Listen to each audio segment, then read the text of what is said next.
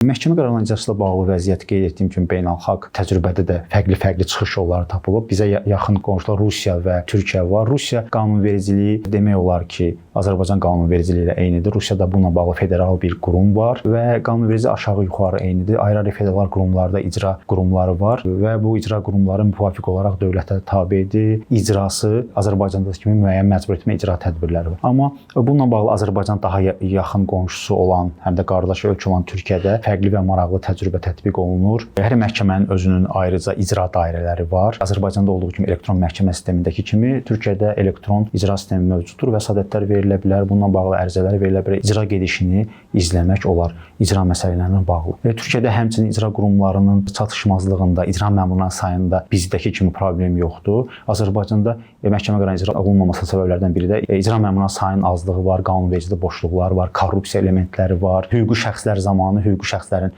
əmlakının olmaması icra məmuru çünki bununla bağlı başqa mötəbər addım ata bilmir. Əmlak həbs qoyur, məlum olur ki, əmlak da yoxdur. Və digər göstərilməyən hallar, məhkəmə qərarının aydın olmayan şəkildə yazılması, icra borcunun müəyyən edilməsinə çətinlik və ya Azərbaycan Respublikasının olmaması, borclu hüquqi şəxs olması, bu da ayrı bir mövzudur. Bəzən borclular məhdud məsuliyyətli cəmiyyət var, məhdud məsuliyyətli cəmiyyət hüquqi şəxsin ən geniş yayılmış formalarından biridir, amma məsuliyyəti məhduddur. Niyə görə belə bir addım atılıb? Misal üçün, bəzi ölkələrdə var ki, qərb ölkələrində məhdud məsuliyyət cəmiyyətin nizamnamə kapitalındakı payın limiti qaldırılıb. Amma Azərbaycanda bu limit çox azdır. Onunla məsuliyyət müəyyən etmək olmaz. Və ya çıxır ki, məhdud məsuliyyət cəmiyyət yaradıb müxtəlif şəxslərə borclanmaq ola bilər. Nəticədə təsisçi məhdud məsuliyyət cəmiyyətinin öhdəlikləri üçün məsuliyyət daşımır.